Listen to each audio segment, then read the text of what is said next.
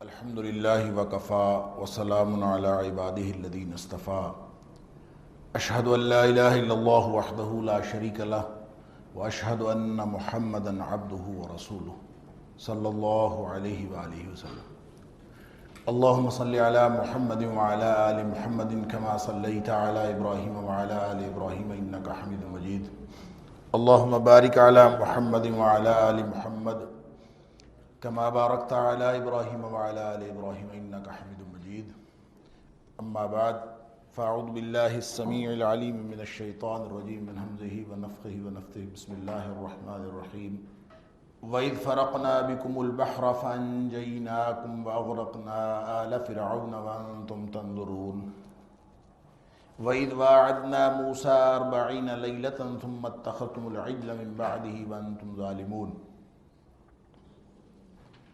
ثم عفونا عنكم من بعد ذلك لعلكم تشكرون۔ اور جب ہم نے پھاڑ دیا سمندر کو تمہارے ساتھ فانجیناکم، پھر ہم نے تمہیں نجات دی، واغرقنا، اور غرق کر دیا آل فرعون، فرعون اور اس کے ساتھیوں، اس کے لشکروں کو، وانتم تنظرون، اور تم دیکھ رہے تھے۔ وَإِذْ وَعَدْنَا مُوسَىٰ 40 لَيْلَةً، اور جب ہم نے وعدہ لیا، وعدہ ٹھہرایا موسیٰ علیہ السلام کے ساتھ 40 لَيْلَةً 40 راتوں کا، ثُمَّ اتَّخَذْتُمُ الْعِجْلَ مِن بَعْدِهِ، پھر تم نے بچھڑے کی پوجا شروع کر دی، بچھڑے کو معبود بنا لیا، من بعدہ، اس کے بعد، وانتم ظالمون، اور تم تھے ہی ظلم کرنے والے۔ ثم عفونا عنکم من بعد ذلک لعلکم تشکرون، پھر ہم نے تمہیں معاف کر دیا اس کے بعد، درگزر کیا، من بعد ذالک، اس کے بعد، لعلکم تشکرون، تاکہ تم شکر کرو۔ وَإِذْ آتَيْنَا مُوسَى الْكِتَابَ وَالْفُرْقَانَ لَعَلَّكُمْ تَهْتَدُونَ، اور جب ہم نے موسیٰ علیہ السلام، اس وقت کو بھی یاد کرو جب ہم نے موسیٰ علیہ السلام کو کتاب اور فرقان، حق اور باطل میں فرق کر دینے والی چیز عطا کی، لعلکم تہتدون، تاکہ تم ہدایت پا جاؤ۔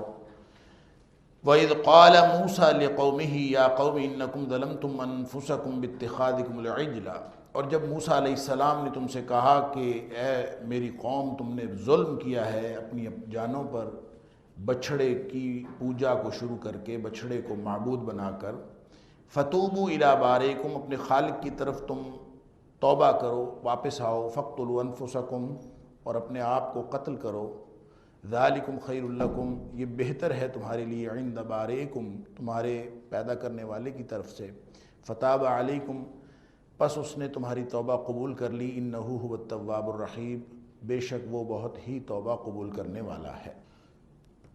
گزشتہ درس میں گفتگو ہو رہی تھی بنی اسرائیل کے حوالے سے، اور میں نے عرض کیا تھا کہ یہاں سے جو آغاز ہوا ہے آگے 15ویں رکوع تک، کہ بنی اسرائیل کے جرائم بھی ہیں اس میں، بنی اسرائیل کے اوپر کیے گئے انعامات کا ذکر بھی ہے، اور جو اللہ تعالیٰ نے ان کو احکام دیے ان کا ذکر بھی ہے، ان کی نافرمانیوں کا ذکر بھی ہے۔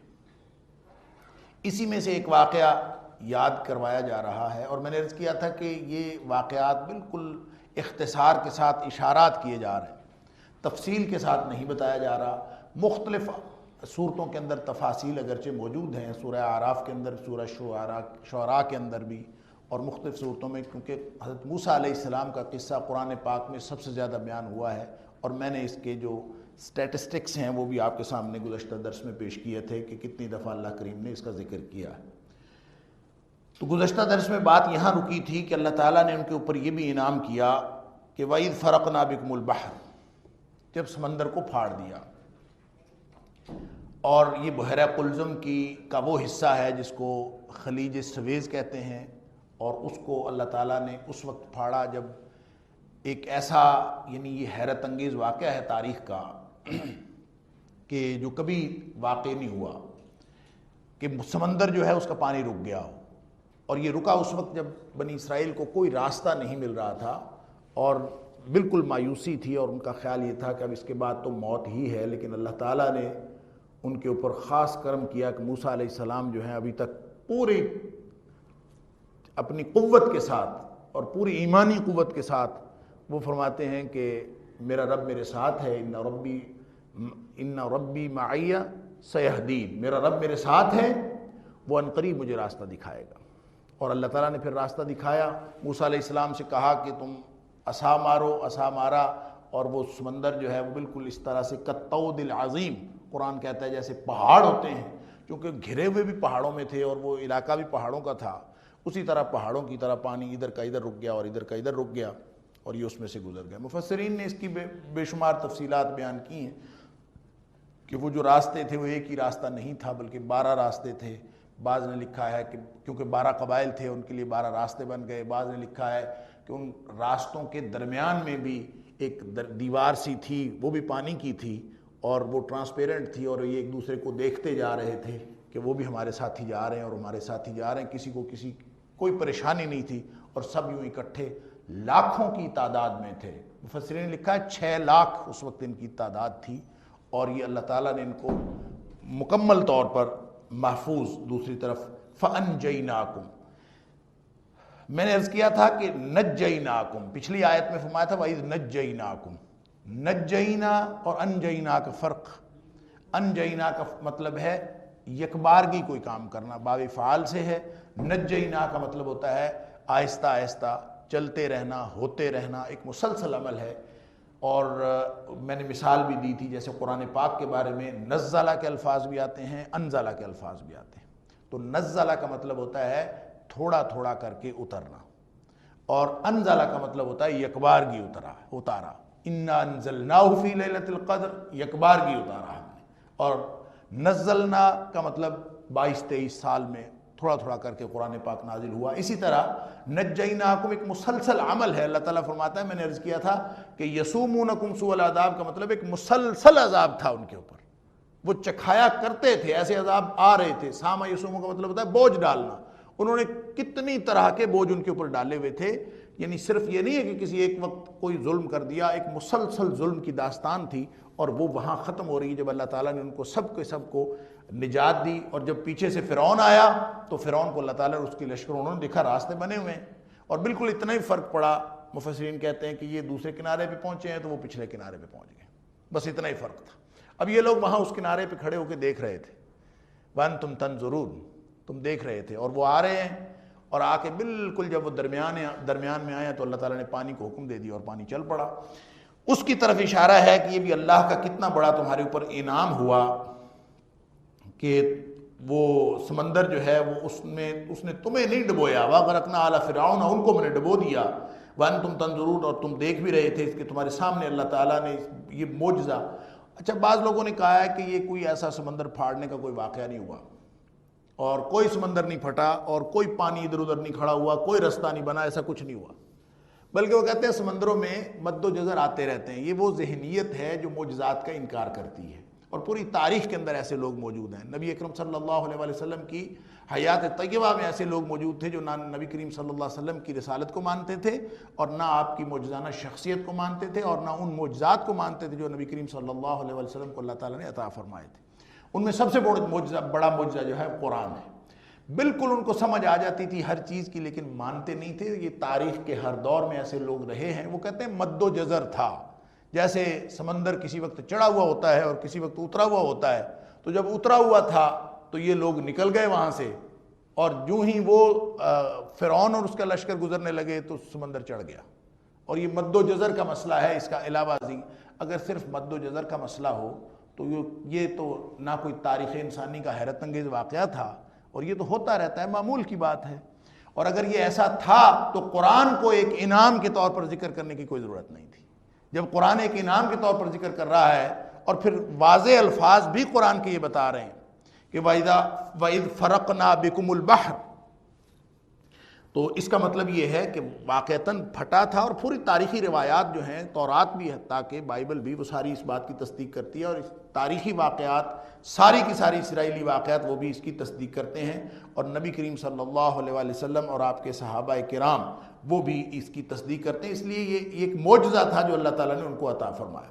وَإِذْ وَعَدْنَا مُوسَىٰ 40 لَيْلَةً ثُمَّ اتَّخَذْتُمُ الْعِجْلَ مِن بَعْدِهِ وَأَنْتُمْ ظَالِمُونَ۔ بات آگے بڑھتی ہے کہ لوگ وہاں آ گئے، میدان جس کو صحرائے سینا کہا جاتا ہے، قرآن نے اس کو طور سینا، سورۃ المومنون میں ذکر ہے کہ یہ میدان کا نام جو ہے سینا ہے، تو انگریزی میں چونکہ سینائی اس کو کہتے ہیں، اور اس لیے مشہور ہو گیا کہ یہ سینا ہے، اور ہم صحرائے سینا کہہ دیتے ہیں، لیکن قرآن کا جو تلفظ ہے وہ سینا۔ تو بہرحال اس میدان تیہ بھی اسی کو کہتے ہیں، اس لیے کہ وہ سورۃ المائدہ کے اندر ہے کہ اللہ تعالیٰ فرماتے ہیں کہ ان کی بدبختی کی وجہ سے، جو آگے ذکر ہو رہا ہے اور سورہ مائدہ کے اندر تفصیل سے ذکر ہوگا، کہ اللہ تعالیٰ نے اس بستی کی فتح 40 سال کے لیے مؤخر کر دی، اور اس میدان میں ان کو پھرتے رہنے دیا، یتیہون فی الارض، کہ یہ سرگرداں پھریں گے زمین کے اندر۔ تاہا یتیہو کا مطلب ہوتا ہے سرگرداں پھرنا، تو چونکہ یہ 40 سال تک صحراؤں کی پھر اور اس صحرا کی خاص طور پر خاک چھانتے رہے، اس لیے اس کو میدان تیہ بھی کہہ دیتے ہیں۔ تو میدان تیہ یا صحرائے سینا یہ اصل میں ایک ہی میدان یا ایک ہی صحرا کے نام ہیں، جس کو آپ کہہ لیجئے کہ صحرائے سینا کہنا چاہیے۔ قرآن پاک نے اس کا تلفظ یہی بتایا ہے، طور سینا، کہ وہ پہاڑ طور جو سینا کے اندر ہے، اور طور پہاڑ سینا کے ہے، آج بھی وہاں پہ موجود ہے۔ وہاں پہ جب یہ لوگ پہنچے ہیں، میدان تھا ایک کھلا، اور اب بھی اگر آپ نقشے میں دیکھیں جا کے تو بحیرہ قلزم جو ہے وہ بالکل 2 حصوں میں تقسیم ہوتا ہے، اور یوں ایک حصہ ادھر ہے ایک حصہ ادھر ہے، یہ درمیان میں پورا وہ صحرا، تو وہاں پہ یہ موجود تھے۔ اب حکم یہ ہوا، جس کی تفصیل ہے آگے اس میں سورۃ المائدہ کے اندر، حکم یہ ہوا کہ تم سیدھے اس بستی میں چلے جاؤ۔ کون سی بستی؟ یروشلم، جس کو بیت المقدس کہتے ہیں، بیت المقدس کی بستی میں تم چلے جاؤ سیدھے، اور اللہ تعالیٰ نے تمہارے لیے فتح لکھ رکھی۔ ان لوگوں نے وہاں پہ بستی میں جانے سے پہلے خوف محسوس کیا کہ بستی میں کچھ لوگ رہ رہے ہیں، عمالقہ کی وہاں پہ حکومت تھی، ان کا قبضہ تھا، اور وہ لوگ بڑے قد کاٹھ والے اور تگڑے لمبے تگڑے لوگ تھے، تو انہوں نے وہاں پہ جانے میں خوف محسوس کیا۔ حضرت موسیٰ علیہ السلام 12 لوگوں کو لے کے گئے وہاں کے حالات پتہ کرنے کے لیے، اور ان سے یہ کہا کہ واپس آ کے تم نے قوم کو نہیں بتانا۔ وہاں پہ یہ سورۃ المائدہ کے اندر یہ اشارات موجود ہیں، وہاں جا کے یہ کہانی تفصیل کے ساتھ مکمل ہوگی، لیکن بہرحال وہ جب وہاں پہ لوگ گئے تو انہوں نے جا کے دیکھا کہ اتنے بڑے بڑے، انہوں نے اپنے آپ کو ان کے سامنے بونے سمجھا کہ ہم تو چھوٹے چھوٹے ہیں، تو ان کے ساتھ ہم لڑ کے کیسے یہ فتح کریں گے، لہٰذا بالکل مایوس ہو کے واپس آ گئے، اور آتے ہی اپنی قوم والوں کو بتا دیا کہ وہ تو جناب بہت بڑے بڑے قدوں والے اور ہم بڑے طاقتور لوگ ہیں، ہم ان سے نہیں لڑ سکتے، اور انکار کر دیا کہ ہم نہیں لڑتے۔ موسیٰ علیہ السلام نے بہت فرمایا ان کو اور اصرار کیا کہ تم جاؤ، اور یہ تک کہا کہ تم صرف سورۃ المائدہ میں ہے کہ دروازے تک چلے جاؤ، اور دروازے تک پہنچو گے تو اللہ تعالیٰ تمہیں فتح عطا فرما دے، لیکن انہوں نے دروازے تک جانے سے بھی انکار کر دیا، اور سیدھا سیدھا کہا کہ اے موسیٰ فاذهب انت وربك فقاتلا انا هاهنا قاعدون، تو جا اور تیرا رب جائے اور جا کے تم لڑو، ہم یہاں بیٹھے ہیں، اگر وہ نکل جائیں وہاں سے پھر ہم بستی میں چلے جائیں گے، وگرنہ ہم نے نہیں جانا۔ اس وجہ سے پھر وہ بستی جو ہے وہ فتح جو اللہ تعالیٰ نے لکھ رکھی تھی، اور حضرت موسیٰ علیہ السلام نے حقیقت میں اللہ سے دعا فرمائی تھی اس بستی کی فتح کی، تو اس بستی کی فتح کی دعا قبول ہو گئی تھی موسیٰ علیہ السلام کی، لیکن اس کو 40 برس لگے پھر قبول ہونے کے، وہ مؤخر ہو گئی، اور مؤخر کر کے یہ لوگ وہاں پہ پھرتے رہے۔ اس دوران اب جنگل میں رہنا شروع ہو گئے ہیں، اب جنگل میں کیا کیا چیزوں کی ضرورت ہوتی ہے، بے شمار چیزوں کی ضرورت ہوتی ہے۔ سب سے پہلی جس چیز کی ضرورت پڑی، وہاں پہ انعامات کا ذکر ہے، مکان کہاں سے آئیں گے، رہیں گے کہاں سے، کھائیں گے کہاں سے، چشمے کہاں سے ملیں گے، پانی کہاں سے آئے گا، کھانا کہاں سے آئے گا، یہ سارے کے سارے وہاں پہ جتنے انسان کے ضروری اور احتیاج کے مسائل ہوتے ہیں وہ سارے سامنے تھے۔ اور پھر 1-2 لوگ ہوں، یہ 15 20 100 200 لاکھوں لوگ، یعنی میں نے عرض کیا کہ مفسرین نے لکھا 6 لاکھ ان کی تعداد تھی، اور یہ بڑھتی رہی آہستہ آہستہ، اور یہ اور بھی لوگ اس کے اندر شامل ہوتے رہے، تو لاکھوں کی تعداد میں لوگ ایک میدان میں بیٹھے ہوں تو ان کے سارے انتظامات کرنا کتنا بڑا مشکل کام ہے۔ یعنی آج کے جدید ترین دور میں بھی اگر کسی کا لاکھوں لوگوں کے مجمع کا انتظام کرنا ہو تو لگ پتا جاتا ہے ان کا انتظام کرنا. اب اللہ تعالیٰ فرماتا ہے یہ بھی میرا انعام تھا کہ میں نے وہاں تمہارا انتظام کیا. لیکن اس سارے انتظام کے تذکرے سے پہلے یہاں پہ ایک اور ذکر ہے کہ سب سے پہلے اس ضابطے کا انتظام کیا گیا, اس قانون کا انتظام کیا گیا جس قانون کے تحت وہ اس جنگل کے اندر زندگی گزاریں گے. تو وہ ضابطہ ضروری ہے. اس کا مطلب یہ ہے کہ ساری چیزیں ضروری ہیں, کھانا پینا بھی ضروری ہے, لیکن کھانے پینے کی ضرورتوں سے زیادہ ضرورت اس بات کی ہے کہ جہاں پہ بھی جو کوئی قوم بستی ہو وہ کسی ضابطے اور قانون کے تحت بستی ہو. قانون پہلے ہے, ضابطہ پہلے ہے, باقی احتیاجات بعد میں ہیں. جب تک اجتماعی نظام پوری طرح سے قائم نہیں ہوگا, انفرادی طور پر لوگ اگر کھانے پینے کی سہولیات ان کو میسر ہوں گی بھی تو وہ فائدہ مند نہیں ہوں گی, فساد ختم نہیں ہوگا, اور کوئی قوم بحیثیت قوم زندہ نہیں رہ سکتی. یہ تقدیم اور تاخیر ہمیں اس لطیف نقطے کی طرف اشارہ کرتی. اور جب اس ضابطے کی ضرورت پڑی, حضرت موسیٰ علیہ السلام نے اللہ سے دعا کی. بعض مفسرین نے لکھا ہے کہ خود بنی اسرائیل نے کہا کہ کس قانون کے تحت ہم رہیں گے, کیا ضابطہ ہوگا, کون کہاں بیٹھے گا, کون کس کی بات سنے گا, ان کی زندگی کے اصول و ضوابط کیا ہوں گے, آپ ہمیں بتائیے. حضرت موسیٰ علیہ السلام نے اللہ سے دعا کر دی, یا اللہ ان کے لیے کوئی ضابطہ عطا فرما. اللہ تعالیٰ نے کوہ طور پہ بلا لیا کہ تم طور پہ آؤ تو میں تمہیں تورات دیتا ہوں, ضابطہ عطا کرتا ہوں. موسیٰ علیہ السلام چلے گئے, یہ فرما کے گئے کہ میں 30 دنوں کے لیے جا رہا ہوں, کیونکہ ابتدائی طور پر اللہ تعالیٰ نے 30 دنوں کے لیے بلایا تھا. تو 30 دنوں کے لیے میں وہاں جا رہا ہوں, اور وہاں جا کے اللہ تعالیٰ نے اس کو ایکسٹینڈ کر دیا, اور اللہ تعالیٰ نے 40 دن کا کر دیا. اس میں بھی بڑی عجیب و غریب لوگوں نے, جو مفسرین نے اسرائیلی روایات ایسی نقل کی ہیں جن میں سے بعض بہت ہی قابل توجہ ہیں. سب سے پہلی تو بات یہ ہے کہ کتاب اللہ تعالیٰ نے عطا فرمانی تھی, اور اللہ ہر چیز پر قدرت رکھنے والی ذات ہے. ان اللہ علی کل شیء قدیر. اللہ تعالیٰ نے موسیٰ علیہ السلام کو وہاں صحرا میں بیٹھے بیٹھے کتاب کیوں نہیں عطا فرما دی؟ وہاں کیوں بلایا؟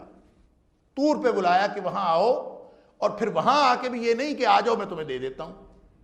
30 دن رہو, پھر اس کو 40 دن کیا, 40 دن وہاں پہ رہو. کرو کیا وہاں پہ؟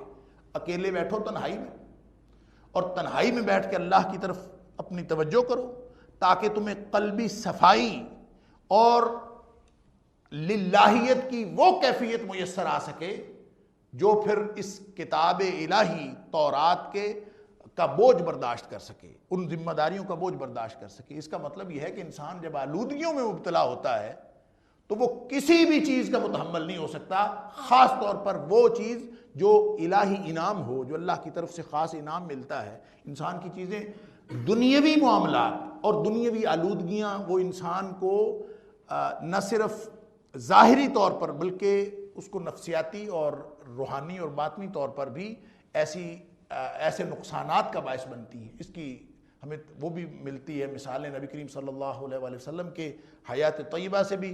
مثلا نبی پاک صلی اللہ علیہ وآلہ وسلم وہ بھی قرآن پاک کے نزول سے قبل غار حرا میں آپ تشریف لے جاتے تھے.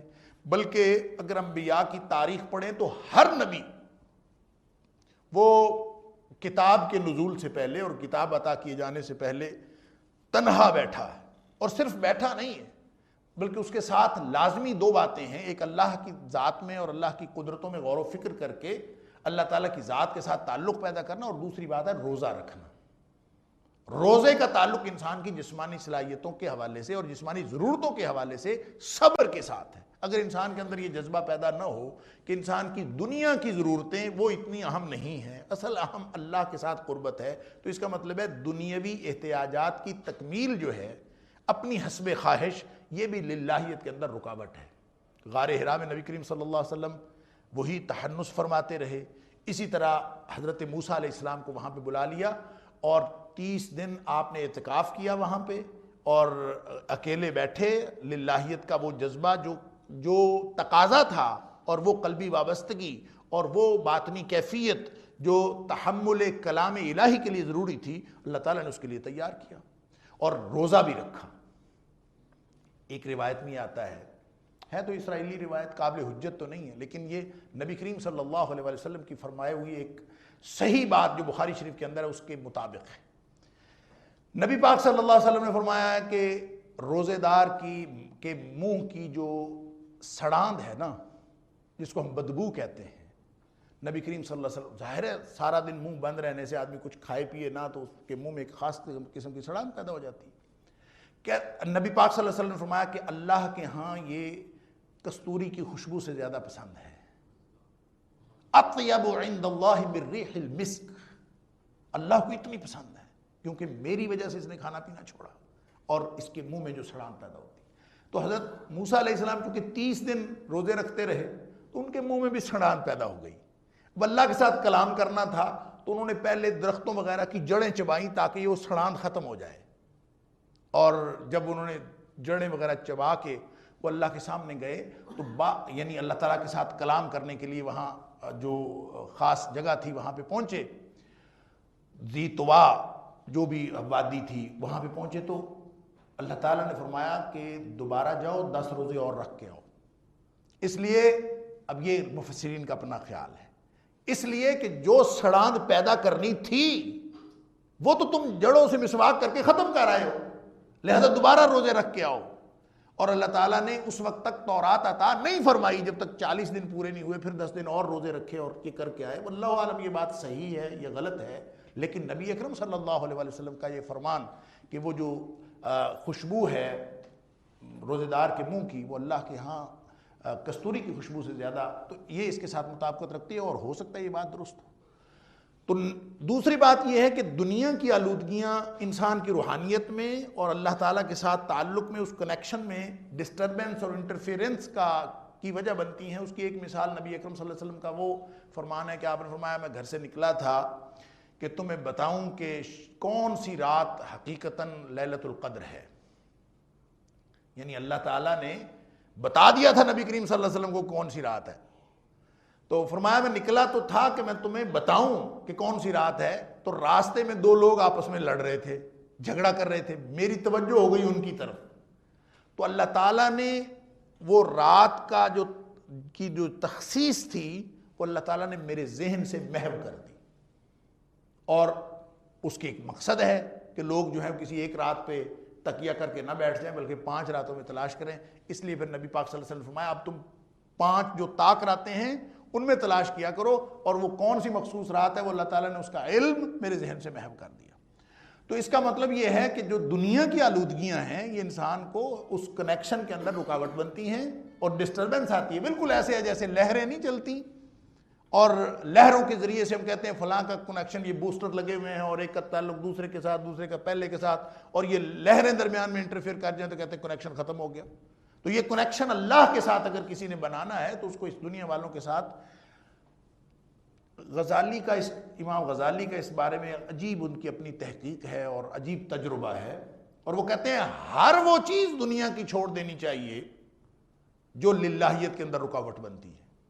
اس لیے لوگوں نے امام غزالی کو صوفی بھی کہا ہے، اور ان کا خیال یہ ہے کہ امام غزالی جو ہیں وہ ترک دنیا کے قائل ہیں. وہ ترک دنیا کے قائل نہیں ہیں، لیکن ان کا خیال یہ ہے کہ ہر وہ چیز جو اللہ کے ساتھ تعلق میں رکاوٹ بنتی ہے اس کو چھوڑ دینا چاہیے. اور یہ بات درست ہے کہ جو چیزیں اللہ کے رستے میں رکاوٹ بن رہی ہیں ان کو ترک کر دینا چاہیے، اور وہ کوئی چیز ایک ہو تو وہ چھوڑ دینی چاہیے، وہ ساری اگر رکاوٹ بن رہی ہیں تو ساری چھوڑ دینی چاہیے. تعلق تو اللہ کے ساتھ قائم کرنا ہے. تو موسیٰ علیہ السلام سے جو اللہ تعالیٰ نے یہ وعدہ لیا کہ 40 دن کے لیے وہاں آؤ، تو اس کا مطلب یہ ہے کہ کسی نے بھی دنیا کائنات میں رہتی دنیا تک کسی انسان نے اگر للہیت میں اگر کوئی مقام حاصل کرنا ہے تو اس کو اعتکاف کرنا پڑے گا، اس کو دنیا والوں سے بہرحال اپنا ناطہ کمزور کرنا پڑے گا. دونوں طرف راستے ناطے رکھنے کے بعد انسان یہ توقع کرے کہ مجھے قرب الہی کی وہ منزل حاصل ہو جائے گی، یہ ممکن نہیں. حضرت عقبہ بن عامر رضی اللہ تعالیٰ عنہ نبی اکرم صلی اللہ علیہ وسلم سے پوچھتے ہیں، ایک حدیث کے اندر آتا ہے اللہ کے رسول صلی اللہ علیہ وسلم من نجات کیسے ہوگی؟ اللہ کتنا مختصر سوال ہے. من نجات کیا ہے اللہ کے رسول صلی اللہ علیہ وسلم؟ تو نبی پاک صلی اللہ علیہ وسلم نے 3 باتیں فرمائی. فرمایا نجات 3 باتوں میں ہے. سب سے پہلی بات فرمائی امسک علیک لسانک، پہلے تو زبان بند کرو اپنی، اس پر کنٹرول حاصل کرو. یہ گپے مارنی چھوڑو، زبان کا خام خواہ استعمال چھوڑو. امسک علیک لسانک، دوسری بات آپ فرمائے ولیسعک بیتک، اور دوسرا یہ ہے کہ گھر میں بیٹھے رہا کرو. یہ ڈیروں پہ چوپالوں پہ ادھر ادھر بیٹھ کے گپے لگانا یہ نہیں، گھر میں بیٹھے رہا کرو. ولیسعک بیتک، تیرا گھر تجھے محفوظ رکھے اپنے اندر. کیا مطلب؟ کہ دوسروں کے پاس بیٹھو گے تو وہ قرب میسر نہیں آئے گا.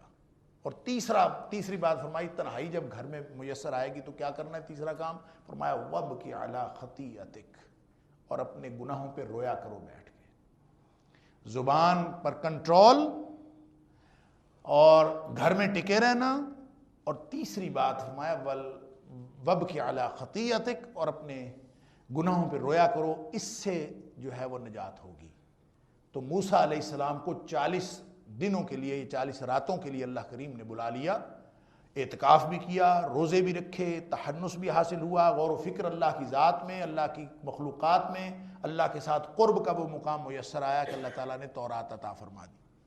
لیکن 40 دن اچھے خاصے ہوتے ہیں، اور خاص طور پر ایسی قوم کے لیے جو قوم پیچھے مشرکوں کے ساتھ رہ کے آئی.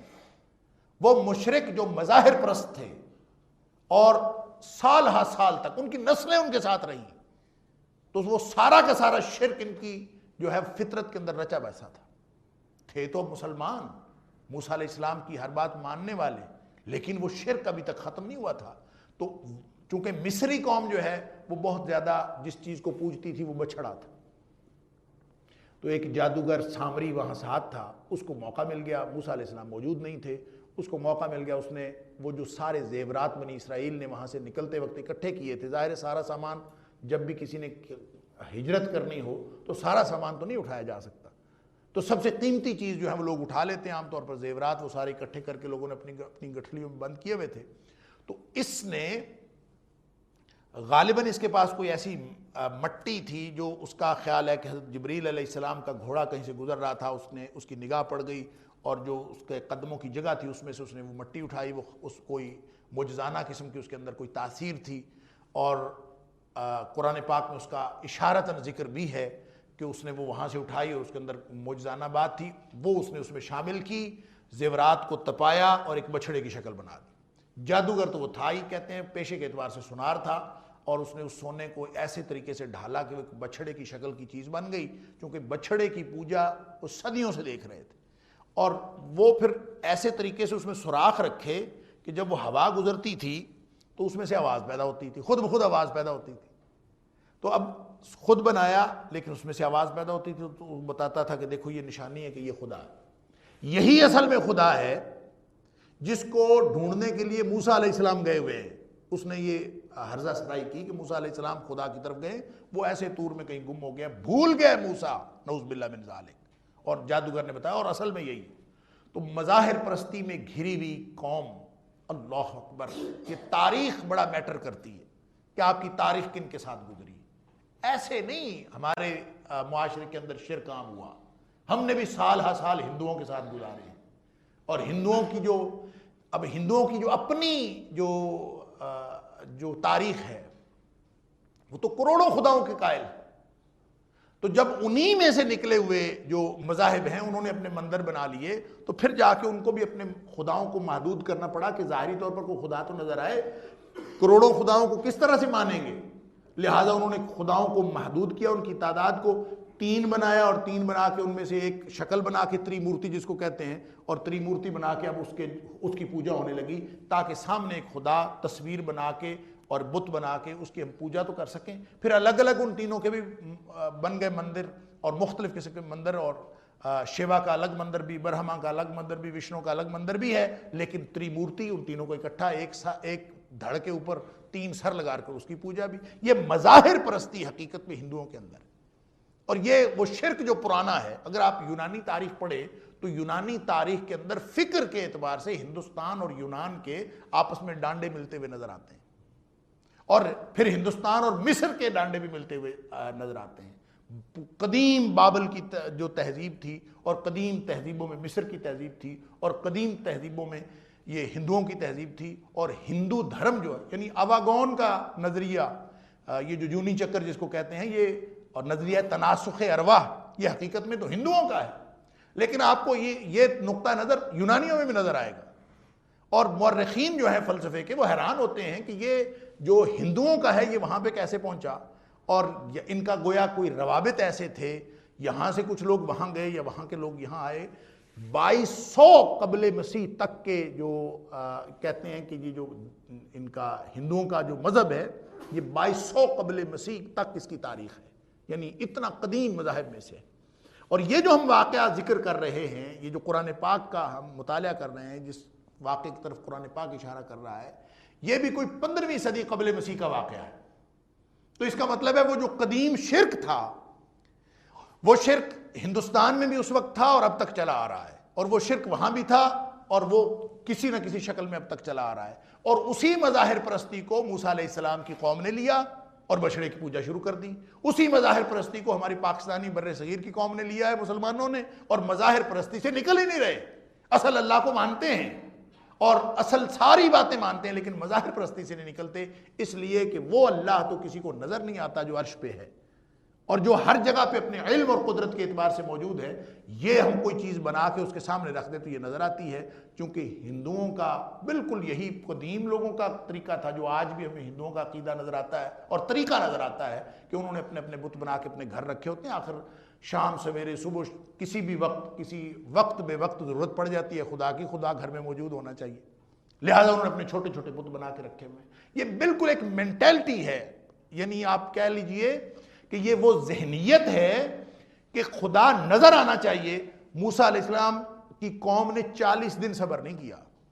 اندازہ فرما لیجئے کہ جو پیچھے نسلوں میں وہ جو شرک رچا بسا تھا، وہ 40 دن کے لیے گئے، کہتے ہیں جی پتہ نہیں موسیٰ علیہ السلام کہہ کے گئے تھے 30 دن، یعنی صحیح معنوں میں کہنا چاہیے کہ 10 دن صبر نہیں کیا، کہ 30 دن تو موسیٰ علیہ السلام کہہ کے گئے تھے، صرف 10 دن کا فرق پڑا تو انہوں نے وہ بچڑے کی پوجا شروع کر دی، اور سارے لوگوں نے موسیٰ علیہ السلام کو وہیں بتا دیا گیا اور کہ آپ کی قوم نے بچڑے کی پوجا شروع کی۔ موسیٰ علیہ السلام کو بہت افسوس ہوا۔ بہرحال موسیٰ علیہ السلام واپس آئے، قرآن میں جگہ جگہ ذکر ہے۔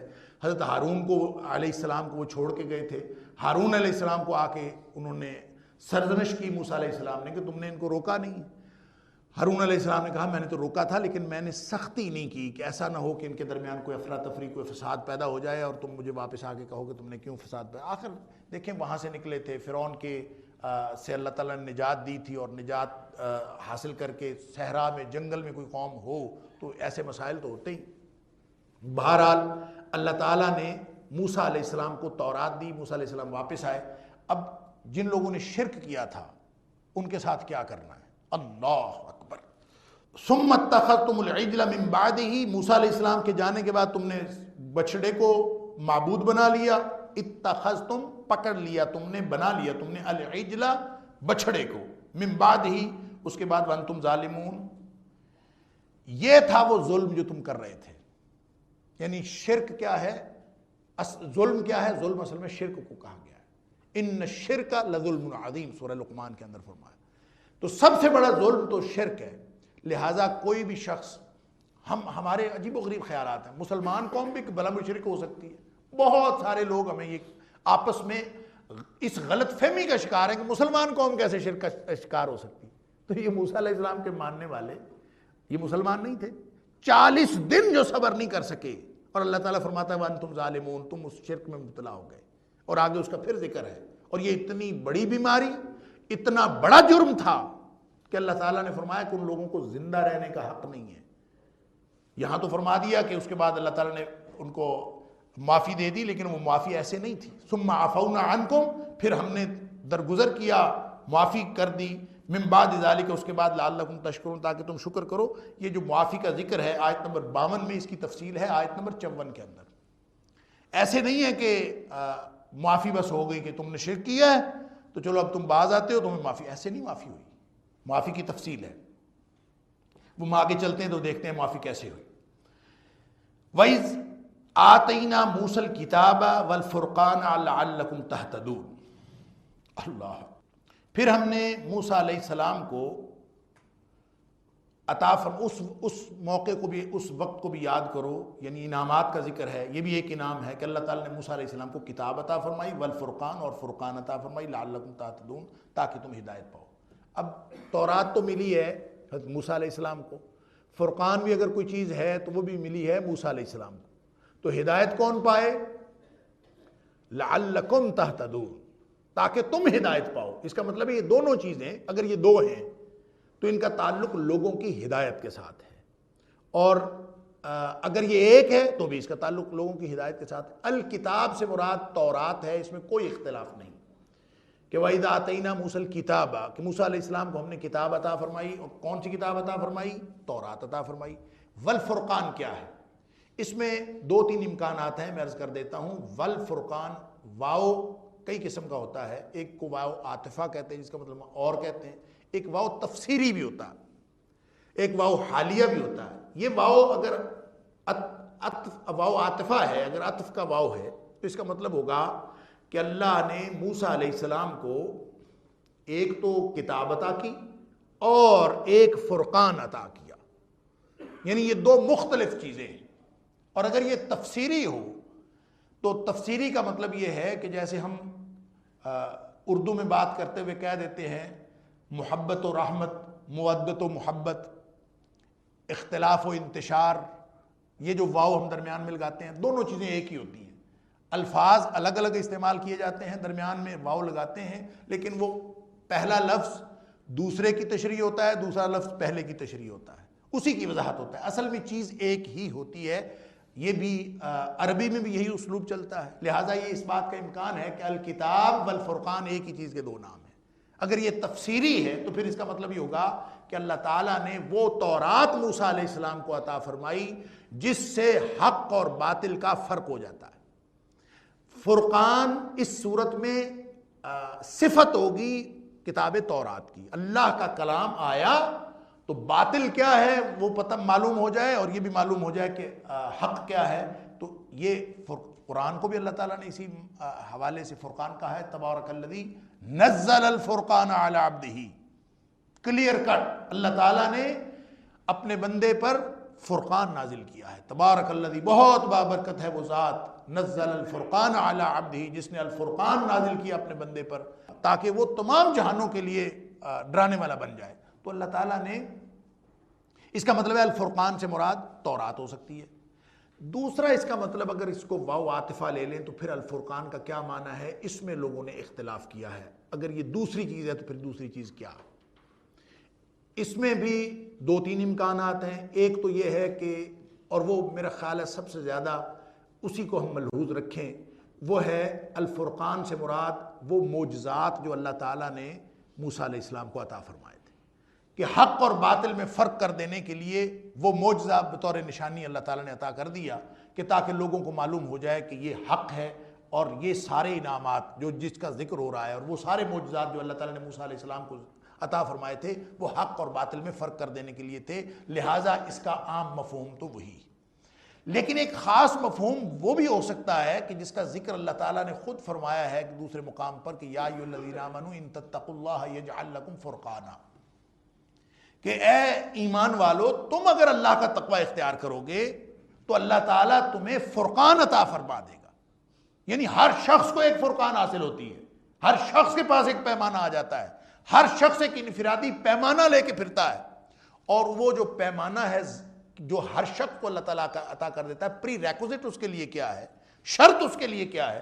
شرط صرف یہ ہے کہ یا ایھا الذین آمنوا ان تتقوا اللہ. بس تم یہ وعدہ کر لو اور زندگی کا ٹریک یہ بنا لو کہ تم اللہ کی ناراضگی سے بچو گے اور اللہ کی رضامندی حاصل کرتے ہوئے زندگی گزارو. بس یہ کر لو. اس سے کیا ہوگا؟ یجعل لکم فرقانا، پھر اللہ تعالیٰ تمہیں فرقان عطا فرما دے گا. ہر شخص کو حق اور باطل کی پہچان حاصل ہو سکتی ہے.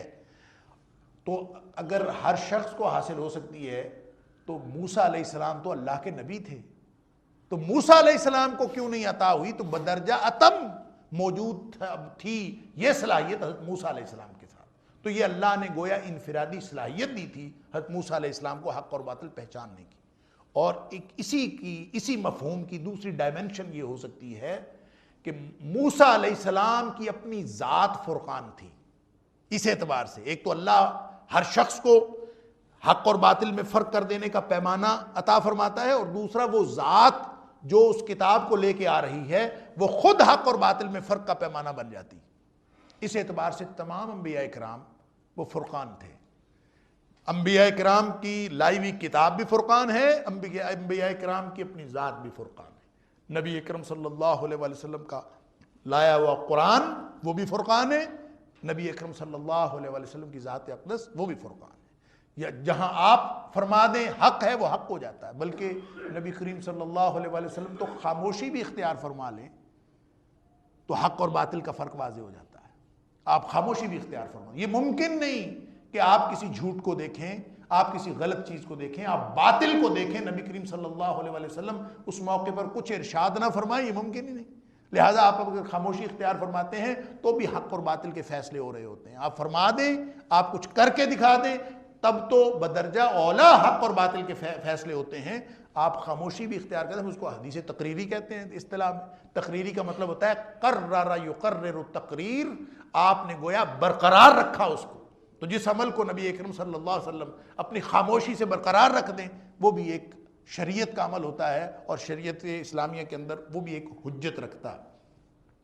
اس اعتبار سے سمجھ میں یہ بات آئی کہ موسیٰ علیہ السلام کو کتاب بھی عطا ہوئی، اور ساتھ اگر تورات بھی فرقان ہے، موسیٰ علیہ السلام کی اپنی ذات بھی فرقان. اور یہ سب کچھ کس لیے عطا ہوا تھا؟ لعلکم تہتدون. ہدایت کے یہی سورسز دو رہے ہیں پوری تاریخ کے اندر.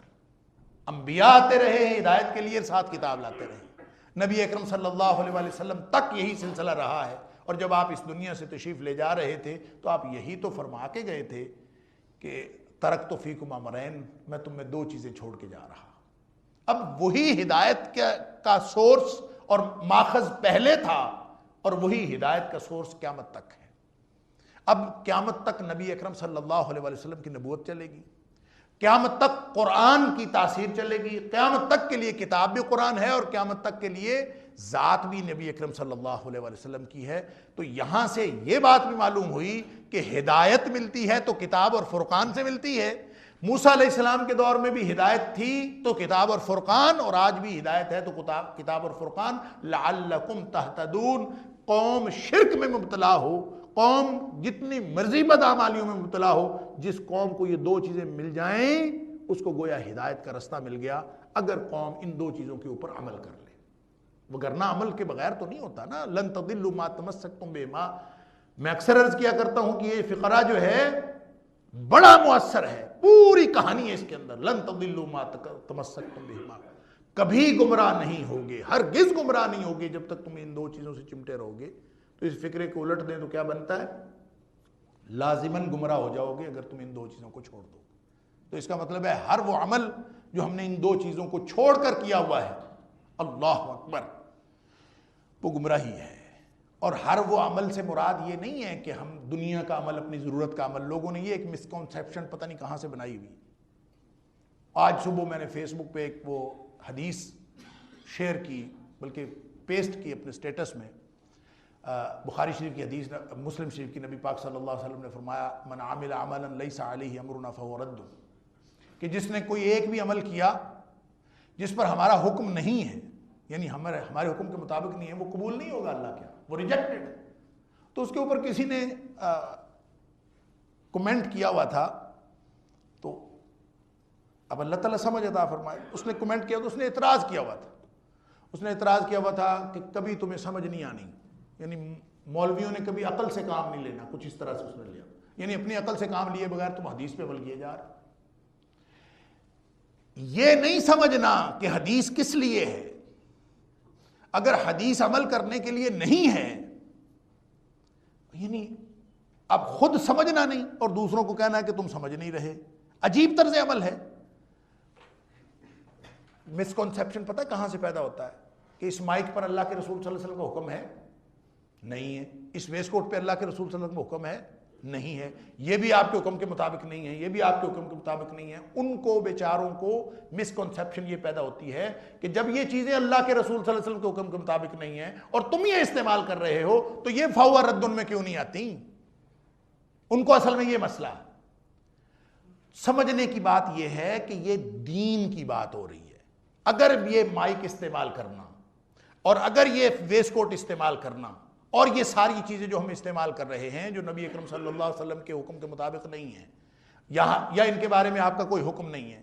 ان چیزوں کو استعمال کرنا اگر کوئی شخص ثواب کے لیے کرتا ہے، اگر کوئی شخص سمجھتا ہے کہ مائک میں بولوں گا تو ثواب ہوگا، مائک کے بغیر بولوں گا تو ثواب نہیں ہوگا، اگر کوئی شخص یہ سمجھتا ہے کہ یہ ویسٹ کوٹ پہننا آخرت میں کام دے گا، کوئی اس کا تعلق عبادت کے ساتھ کوئی سمجھتا ہے تو پھر یہ ریجیکٹڈ ہوگا۔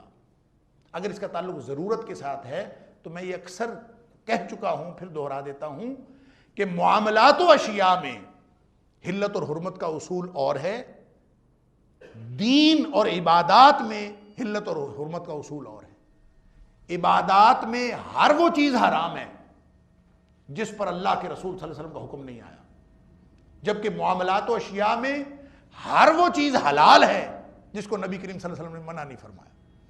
بالکل الٹ اصول ہے۔ اس اصول کو ذہن میں رکھیں تو پھر انشاءاللہ کوئی غلط فہمی پیدا نہیں ہوتی اور کوئی خلط مبحث پیدا نہیں ہوتا۔ اللہ تعالی ہم سب کو سمجھ عطا فرمائے۔ تو ہدایت لعلکم تہتدون، ہدایت کیسے ملے گی؟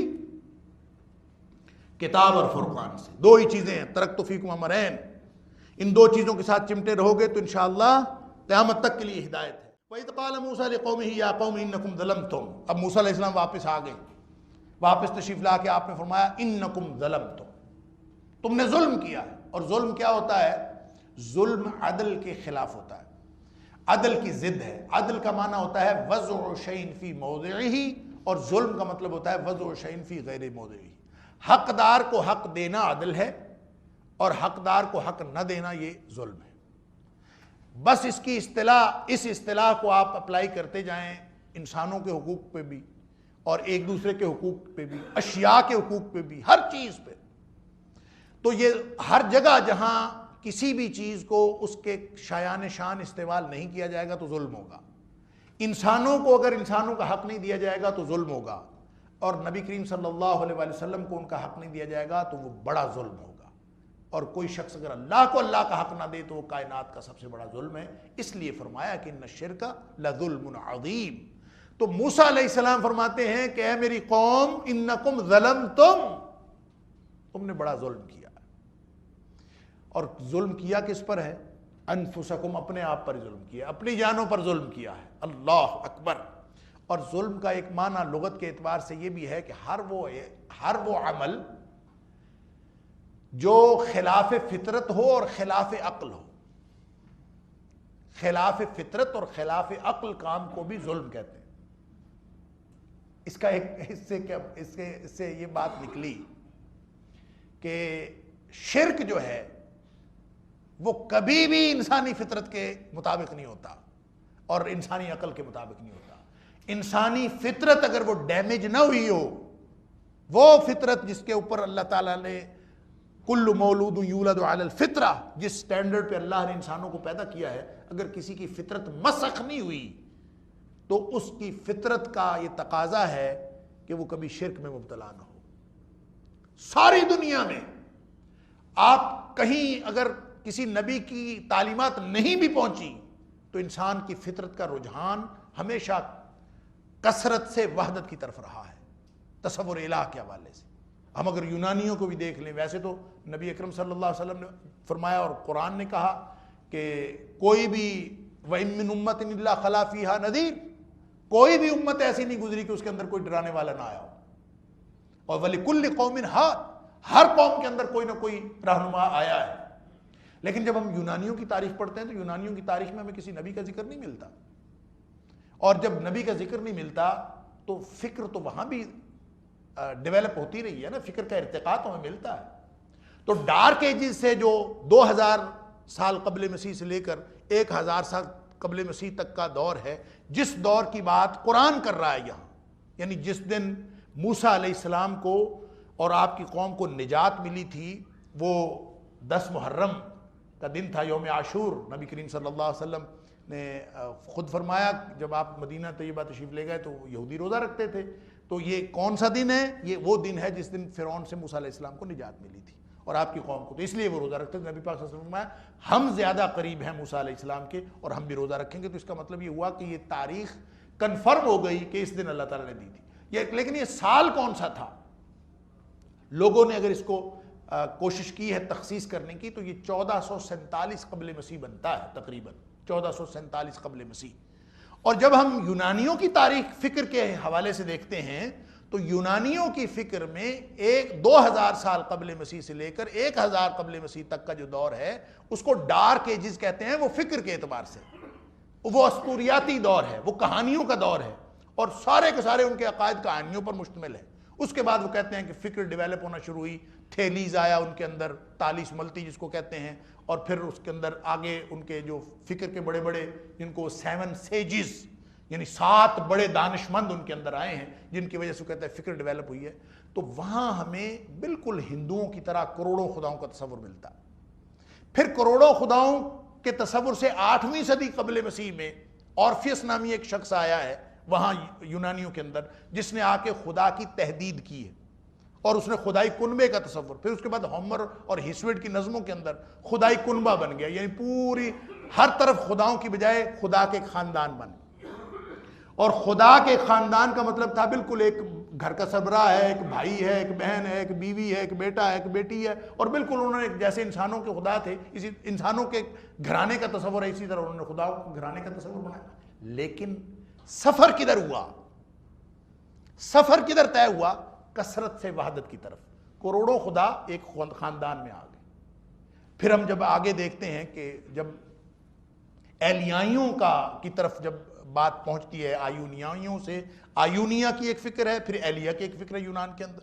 جب ہم ایلیائیوں کی فکر دیکھتے ہیں تو وہ بالکل تصور خدا، واحد خدا کی طرف آتے ہیں، اور ان کو یہ بھی درست محسوس نہیں ہوتا کہ انسانوں کی طرح کا خدا کا تصور انسانوں کی طرح کا رکھا جائے۔ اللہ اکبر۔ وہاں کا ایک فلسفی ہے زینوفینیز، وہ خود یہ اعتراض کرتا ہے ان کے تصور خدا پہ۔ وہ کہتا ہے کہ اگر ہم انسان خدا کا تصور رکھیں اور خدا کا تصور رکھتے ہوئے یہ کہیں کہ وہ ہمارے جیسا ہے خدا، اور اس کی ساری صفات انسانوں جیسی ہیں، اور اس کا گھرانہ بھی انسانوں کے گھرانے جیسا ہے، اگر ہم یہ تصور رکھتے ہیں تو اس کا مطلب یہ ہوگا کہ اگر گائے بھینسیں اور بھیڑ بکریاں اپنے خدا کا کوئی تصور رکھتی ہوں تو پھر ان کا خدا گائے بھینسوں اور بھیڑ بکریوں جیسا ہوگا۔ یعنی خود ان کی فطرت بتاتی ہے، فطرت لے کے آتی ہے خدا کی طرف۔ وہ کہتا ہے کہ خدا وحدت ہے اور پوری کائنات کے اندر جاری و ساری ہے، جتنی بھی خام اس کی فکر ہو، آپ اس کی فکر کے ساتھ کوئی اس کے ساتھ اتفاق نہ کریں، لیکن ایک بات تو سمجھ آتی ہے کہ جہاں کہیں بھی تاریخ ان کی معلوم تاریخ کے مطابق، ان کے اپنے پیمانوں کے مطابق جہاں کہیں فطرت آزادانہ غور و فکر بھی کرتی ہے تو رجحان کثرت سے وحدت کی طرف ہے، اور خدائے واحد کی طرف لوگ آتے ہیں۔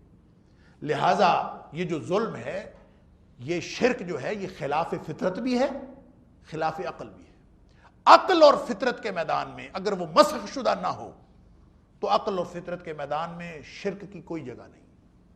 اگر آج بھی عقل اور فطرت کے تقاضوں کے مطابق شرک کو سمجھ لیا جائے تو کہیں بھی شرک نہ عقل کا تقاضا پورا کرتا ہے، نہ فکر کا تقاضا پورا کرتا ہے، نہ انسان کی فطرت کا تقاضا پورا کرتا ہے۔ کیسے انسان ان چیزوں کو مان لے؟ اپنے جیسا انسان، اس کو انسان سجدہ کرے، کیوں؟ یعنی اس پوری دھرتی کی سب سے اشرف مخلوق تو انسان ہے نا، تو انسان کس کے سامنے جھکے؟ اپنے جیسے انسانوں کے سامنے جھکے؟ خلاف فطرت ہے، اپنی ایگو کے خلاف ہے، انا کے خلاف ہے، فطرت کے خلاف ہے۔ اور پھر اگر انسانوں کے سامنے نہ جھکے تو اور کیا جھکے؟ جڑی بوٹیوں کے سامنے جھکے، پتھروں کے سامنے جھکے، مورتیوں کے سامنے جھکے، وہ ساری مخلوقات جو اس کی خدمت کے لیے بنائی گئی ہیں۔ هو الذی خلق لکم ما فی الارض جمیعا، انسان کو ان ساری چیزوں کا بادشاہ بنایا ہے۔ یہ کبھی کسی درخت کے سامنے جھکا پڑا ہوتا ہے، کبھی کسی پتھر کے سامنے جھکا پڑا ہوتا ہے، کسی قبر کی ڈھیری کے سامنے، مٹی کی ڈھیری کے سامنے جھکا پڑا ہوتا ہے۔ انسان نے رسوا کیا ہے تو اپنے آپ کو کیا ہے، یہ خلاف فطرت بھی ہے، خلاف عقل بھی ہے۔ انسان کی اگر فطرت مسخ نہیں ہوئی تو کوئی بھی صاحب فطرت انسان، کوئی بھی صاحب عقل انسان وہ اس طرح کی حرکات کو پسند نہیں کرتا اور ہو بھی نہیں سکتا۔ موسیٰ علیہ السلام فرماتے ہیں یا قوم انکم ظلمتم انفسکم، اے میری قوم تم نے تو بڑا ظلم کیا، اور ظلم تو اپنے آپ پر کیا۔ جب کوئی شرک کرتا ہے تو اپنے آپ پر ہی ظلم کرتا ہے۔ اللہ کو کیا، اللہ کا کیا بگاڑتا ہے؟ کوئی قرآن کو نہیں مانتا، قرآن کا کیا بگڑتا ہے؟ کوئی نبی پاک صلی اللہ علیہ وسلم کو نہیں مانتا، ان کا کیا بگڑتا ہے؟ کوئی اللہ کو نہیں مانتا تو اللہ تعالیٰ کی ذات میں، اللہ کی شان میں تو کوئی فرق نہیں پڑتا۔ اپنے آپ پر تم نے ظلم کیا۔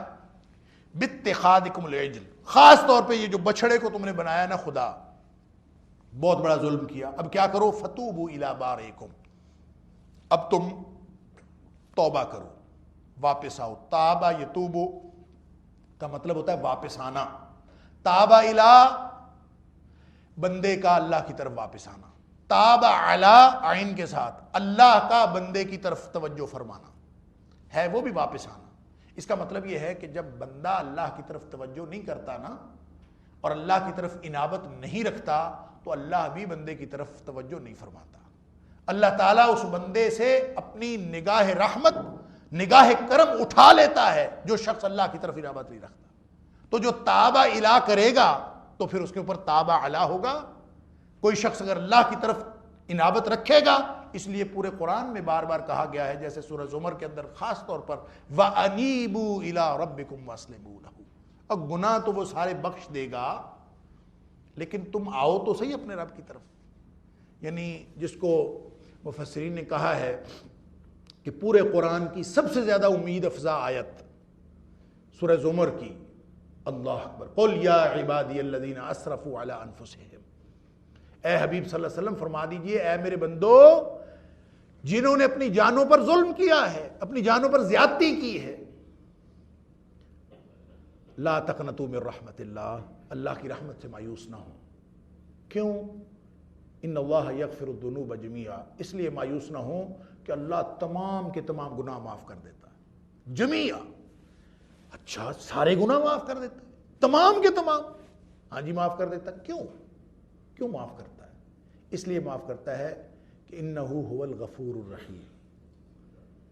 وہ اس لیے معاف کرتا ہے، وہ ہے ہی معاف کرنے والا، بہت بخشنے والا، بڑی رحمتیں کرنے والا، وہ اس لیے معاف کرتا ہے.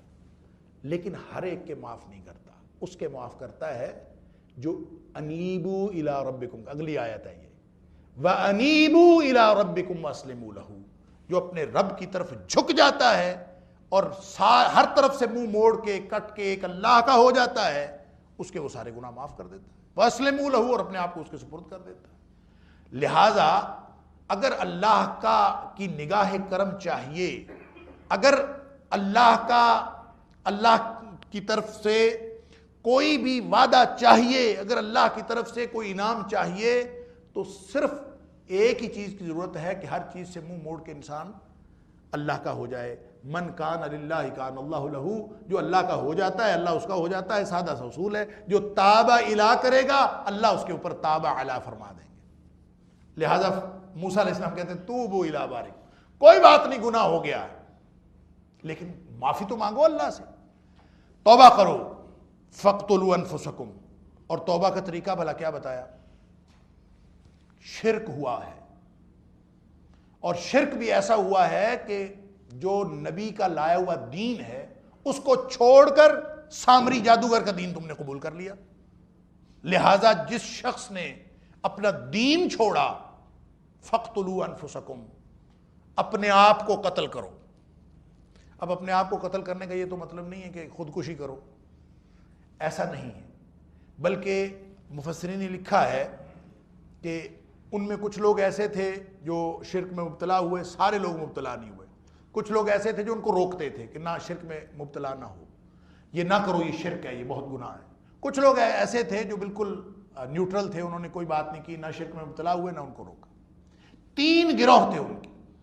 جن لوگوں نے جو نیوٹرل رہے ان کو تو اللہ نے معاف فرما دیا، لیکن جو لوگ شرک میں مبتلا ہوئے ان کو معافی نہیں دی گئی بلکہ ان کو قتل کیا گیا.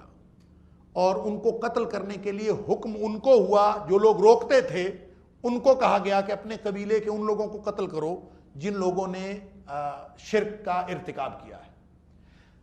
بعض لوگوں نے روایات میں ایسے بھی آیا ہے کہ جو ایک قبیلہ تھا خاص بنو لاوی، تو بنو لاوی کو یہ فریضہ سونپا گیا تھا کہ وہ سارے مشرکین کو قتل کر دیں. ایسا جو ہے وہ تاریخ کے اعتبار سے بھی اور فطرت کے اعتبار سے بھی اور سیاق و سباق کے اعتبار سے بھی وہ درست نہیں محسوس ہوتا. اس لیے کہ قبائلی زندگی میں کسی ایک قبیلے کو کہہ دینا کہ باقی سارے قبیلے کے افراد کو قتل کرو، یہ تو قبائلی آگ بھڑکانے کے مترادف ہے، یہ تو کبھی ہو ہی نہیں سکتا. لہٰذا اس قبائلی عصبیت کے ماحول میں جو زیادہ صحیح بات محسوس ہوتی ہے وہ یہی ہے کہ اپنے ہی قبیلے کے جو مشرک لوگ تھے ان کو قتل کیا گیا، اور قتل ان لوگوں نے کیا جو اسی قبیلے کے تھے، اپنے قبیلے کے لوگوں کو قتل کرو. لہذا جو اسی قبیلے کے تھے لیکن وہ شرک میں مبتلا نہیں ہوئے تھے، تو مطلب کیا نکلے گا فَقْتُلُوا أَنفُسَكُمْ کا، کہ اپنے ہی لوگوں کو قتل کرو. فَقْتُلُوا أَنفُسَكُمْ، اپنے لوگوں کو قتل کرو. اس سے ایک بہت بڑا مسئلہ نکلا، اپنے لوگوں کو قتل کرو. کیوں قتل کرو؟ اس لیے قتل کرو کہ انہوں نے دین بدل دیا. اس لیے بہت سے مفسرین نے یہاں پہ ایک بہت اہم نقطے کی طرف اشارہ کیا ہے، اور وہ اہم نقطہ یہ ہے کہ لوگوں کو اعتراض ہوتا ہے کہ یہ جو ارتداد کی سزا ہے نا، مرتد ہو جانے کی، دین چھوڑ جانے کی، جو مرتد ہونے کی سزا ہے، وہ قرآن میں تو ہے ہی نہیں. نبی پاک صلی اللہ علیہ وسلم نے فرمایا، واضح حدیث ہے، ابو داؤد شریف کی حدیث ہے، ترمذی شریف میں بھی ہے، نسائی میں بھی ہے، مختلف حدیث میں نبی کریم صلی اللہ علیہ وسلم نے جو شخص مرتد ہو جاتا ہے، دین چھوڑ جاتا ہے، اس کی سزا قتل فرمائی. من بدل دینہ فاقتلوہ، جو اپنا دین بدل دے اور چھوڑ جائے اس کو قتل کر. اور بہت ساری احادیث جو جماعت کی اور جماعتی زندگی اور مسلمانوں کو اکٹھا رکھنے کی طرف نشاندہی کرتی ہیں، وہ بھی اسی طرف رہنمائی کرتی ہیں. من بدل دینہ فاقتلوہ، جو اس ڈسپلن کو چھوڑ کر کہیں اور جاتا ہے اس کو قتل کر.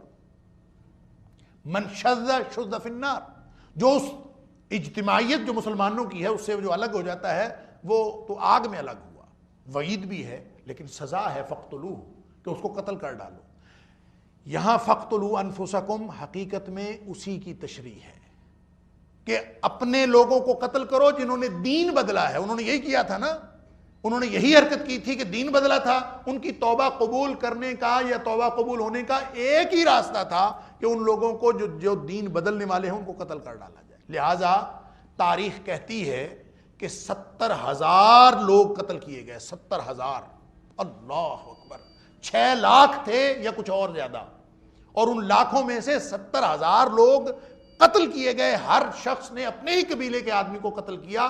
کس وجہ سے قتل کیا؟ کہ انہوں نے اپنا دین بدلا تھا. تو یہ ارتداد کی سزا جو موسوی شریعت کے اندر موجود تھی وہ اللہ کریم نے قائم رکھی ہے. اور جب قرآن نے اس کو ختم نہیں کیا، سن لیجئے اصول کیا ہے، جب قرآن نے اس کو ختم نہیں کیا، قرآن میں کوئی واضح آیت نہیں ہے اس کے بارے میں کہ وہ ختم ہو گئی ہو. تو سابقہ شریعت کی کوئی بات جو ختم نہیں ہوئی، نبی کریم صلی اللہ علیہ وسلم نے اس کو برقرار رکھا ہے. تو اس کا مطلب یہ ہے کہ جو سابقہ حکم نازل ہوا تھا، تورات میں تھا یا انجیل میں تھا، اگر جو سابقہ حکم نازل ہوا تھا نبی کریم صلی اللہ علیہ وسلم نے اسی کو برقرار رکھا. یعنی ہے یہ منزل من اللہ، لیکن قرآن میں اس کا واضح ذکر نہیں ہے. وہ پہلے سے چل رہی تھی، نبی کریم صلی اللہ علیہ وسلم نے اس کو برقرار رکھا ہے. یہی صورتحال رجم کی سزا کی ہے. رجم کے بارے میں بھی قرآن میں کوئی واضح آیت نہیں ہے، اور لوگ جنہوں نے انکار کرنا ہے وہ ارتداد کی سزا کا بھی انکار کرتے ہیں اور وہ رجم کی سزا کا بھی انکار کرتے ہیں، اور اس بنیاد پر انکار کرتے ہیں کہ قرآن میں ذکر نہیں. ویسے تو نبی کریم صلی اللہ علیہ وسلم کسی چیز کے بارے میں جو فرما دیں، حلت و حرمت کا اختیار اللہ نے نبی پاک صلی اللہ علیہ وسلم کو بھی دیا ہے. یعنی صرف قرآن کی کہی ہوئی بات حلال اور صرف قرآن کی ہوئی حرام چیز حرام نہیں ہوتی. نبی پاک صلی اللہ علیہ وسلم بھی جس چیز کو حلال یا حرام کہہ دیں، یہ اتھارٹی نبی کریم صلی اللہ علیہ وسلم کو بھی اللہ تعالیٰ نے دی ہے. سورہ اعراف کے اندر فرمایا وَيُحِلُّ لَهُمُ الطَّيِّبَاتِ وَيُحَرِّمُ عَلَيْهِمُ الْخَبَائِثِ. نبی کی شان، مقام نبوت یہ ہے کہ وہ اگر کسی چیز کو کہتا ہے نا حرام ہے، تو وہ خبیث چیز کو ہی حرام کہتا ہے، کسی صحیح چیز کو حرام نہیں کہتا. وَيُحِلُّ لَهُمُ الطَّيِّبَاتِ، اگر وہ کوئی چیز حلال قرار دیتا ہے تو ٹھیک طیب اور پاکیزہ چیزوں کو حلال قرار دیتا ہے. یہ نبی کریم صلی اللہ علیہ وسلم کی شان.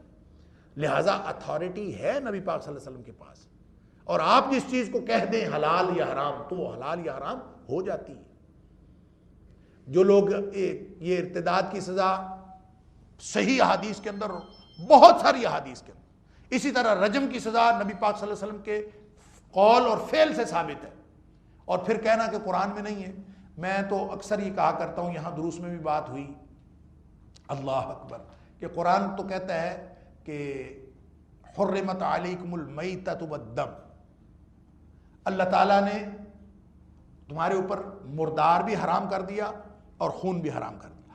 ہر طرح کا مردار، المیتۃ والدم، ال جس کے ساتھ لگ جائے نا، عربی کا قاعدہ ہے کہ اس میں حصر کے معنی پیدا ہو جاتے ہیں، اس میں تمام چیزیں شامل ہو جاتی ہیں، لہٰذا ہر قسم کا مردار حرام ہو گیا، ہر قسم کا خون حرام ہو گیا۔ یہ سورہ بقرہ کے اندر بھی کہہ دیا اور سورہ مائدہ کے اندر بھی فرما دیا کہ مردار اور خون حرام، اس اعتبار سے ہر چیز حرام ہو جائے گی۔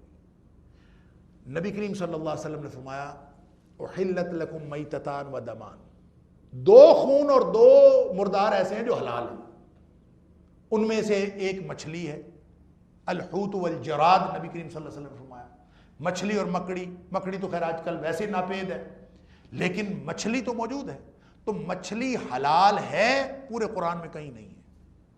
مچھلی حلال ہوتی نبی کریم صلی اللہ علیہ وسلم کے فرمان سے، وگرنہ اگر قرآن کی صرف بات مانیں گے تو پھر المیتہ ہر قسم کا مردار حرام ہے۔ میں ذاتی طور پر یہ سمجھتا ہوں اور ہم سب کو یہ عقیدہ رکھنا چاہیے، قرآن اس لیے قرآن ہے کہ نبی پاک صلی اللہ علیہ وسلم نے بتایا کہ یہ قرآن ہے۔ قرآن کی ترتیب یہ ہے، یہ اس لیے ہے کہ نبی پاک صلی اللہ علیہ وسلم نے بتایا کہ یہ قرآن ہے۔ تو حجت اول کیا ہوئی؟ پھر حجت اول نبی پاک صلی اللہ علیہ وسلم کا فرمان ہوا کہ قرآن ہوا؟ جس کے فرمان سے قرآن ہے، حجت اول تو اس کا فرمان ہوا نا، تو نبی پاک صلی اللہ علیہ وسلم کا فرمان حجت اول ہے، قرآن حجت ثانی ہے۔ اگر قرآن کو حجت اول مانیں گے تو پھر ہمیں ثابت کرنا پڑے گا کہ یہ نبی اکرم صلی اللہ علیہ وسلم کی زبان سے وارد نہیں ہوا، یہ کہیں اور سے آیا ہے۔ وارد تو ہوا ہے نبی کریم یہ نازل تو ہوا ہے نبی کریم صلی اللہ علیہ وسلم کے قلب اطہر پر، علی قلبک لتکون من المنذرین، کہ یہ جبریل امین لے کے آئے ہیں، آپ کے قلب اطہر پہ لے کے آئے ہیں۔ لہٰذا جب نبی کریم صلی اللہ علیہ وسلم کے قلب اطہر پہ نازل ہوا تو کس کو پتا تھا کہ نازل ہوا؟ جیسے جیسے نبی پاک صلی اللہ علیہ وسلم فرماتے گئے ہم کو پتا چلتا گیا کہ یہ نازل ہوا ہے۔ نبی پاک صلی اللہ علیہ وسلم فرمایا یہ قرآن ہے، یہ اس کو فلاں جگہ رکھو، پتا چلتا گیا، صحابی لکھتے گئے، کاتبین وہی لکھتے گئے، ہمیں پتا چل گیا یہ قرآن ہے۔ لہٰذا قرآن حجت اول نہیں ہے بلکہ حدیث حجت اول ہے، نبی پاک صلی اللہ علیہ وسلم کا فرمان حجت اول ہے، وہی تو قرآن کو قرآن بناتا ہے۔ اللہ تعالی ہمیں معاف فرمائے۔ لیکن فَاقْتُلُوا أَنفُسَكُمْ کے اندر وہ دین بدلنے والے کے لیے جو سزا ہے وہ موجود ہے کہ جو دین جنہوں نے بدلا ان کو قتل کر ڈالو، اور قتل کیا گیا۔ تاریخ بتاتی ہے کہ 70,000 لوگ قتل کیے گئے۔ تو نبی پاک صلی اللہ علیہ وسلم کا یہ فرمان من بدل دینہ فاقتلوہ، یہ فاقتلوا انفسکم کی عین تعبیر اور تشریح۔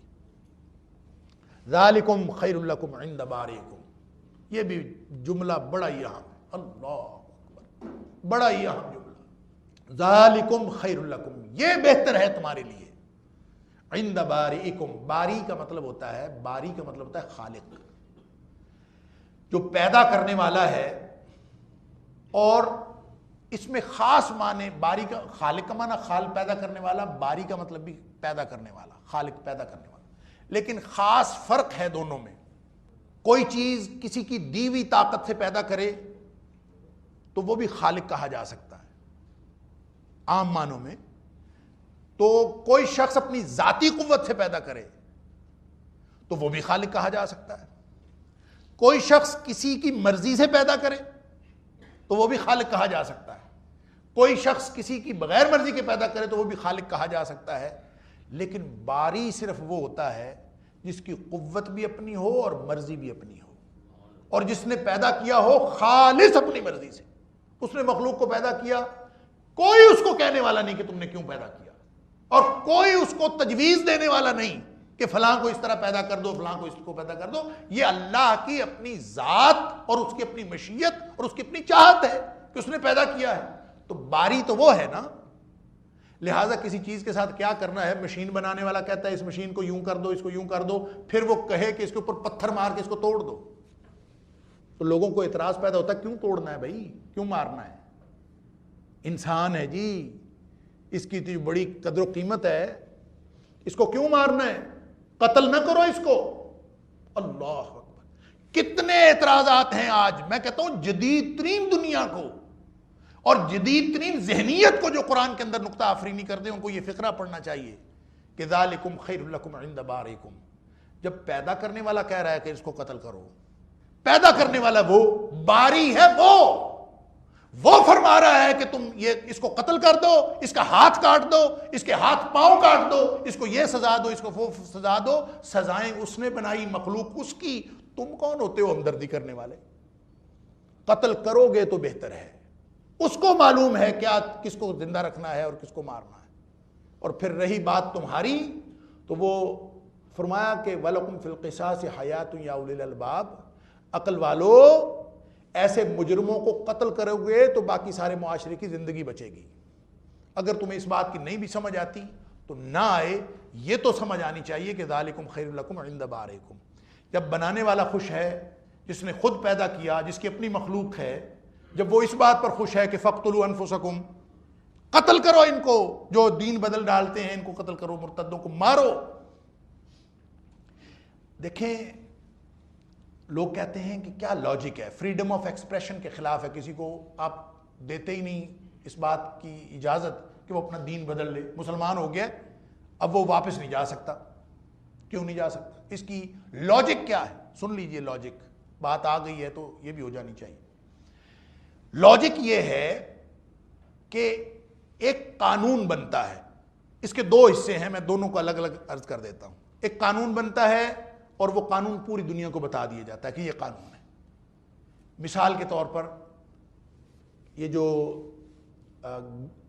کھیلوں کے یا گیمز کے جو اصول بنتے ہیں کہ یہ فٹ بال کی ٹیم ہے، یہ ہاکی کی ٹیم ہے، یہ کرکٹ کی ٹیم ہے، تو وہ کیا کرتی ہیں، ٹیمیں کیا کرتی ہیں؟ وہ کوئی شخص کہے کہ میں پاکستان کی ٹیم میں آنا چاہتا ہوں، پاکستان کی فٹ بال ٹیم میں میں شامل ہونا چاہتا ہوں، تو وہ اپنی محنت کرے، خاص اس کا جو میرٹ کوالیفائی کرے تو وہ شامل ہو جائے۔ لیکن شامل ہونے کے بعد یہ اصول و ضوابط میں پہلے سے شامل ہے کہ یہ جب اگر ٹیم میں شامل ہوگا تو جب بھی اس کو کھیلنے کا موقع دیا جائے گا یہ مخالف ٹیم کو گول کرے گا، اپنی ٹیم کو گول نہیں کرے گا۔ یہ شامل ہے اس کو اصول و ضوابط میں۔ اگر کوئی شخص کہے کہ میں نے رہنا تو پاکستان کی ٹیم میں آنا تو ہے لیکن میں نے گول نہیں سامنے کرنا، میرا دل یہ کرتا ہے میں اپنی ٹیم کو ہی گول کروں، تو مجھے کیوں روکا جا رہا ہے؟ میری فریڈم آف ایکسپریشن، میری لبرٹی، میری فریڈم، میری کدھر گئی؟ میری آزادی، میں آزاد ہوں، میں جدھر مرضی گول کروں۔ بے اللہ کے بندے، اگر تو نے گول کرنا ہے اپنی ٹیم کو تو پھر کہیں اور جاؤ، مرو، کسی گڑھے میں گرو۔ یہ ٹیم اپنا ضابطہ رکھتی ہے، اس کا اپنا ایک مقصد ہے، اس کا ایک قانون ہے، اور وہ قانون یہ ہے کہ اس نے اپنی جو رٹ ہے وہ قائم کرنی ہے۔ اور اگر آپ کو یہ ضابطے، یہ قانون پسند نہیں، لا اکراہ فی الدین، جس مرضی دین میں رہو، کون تمہیں مجبور کرتا ہے کہ آؤ اس میں؟ لیکن اگر تم آ گئے ہو نا اس میں، پھر نہیں تم جا سکتے، پھر تمہیں اس ضابطے کی پابندی کرنی پڑے گی۔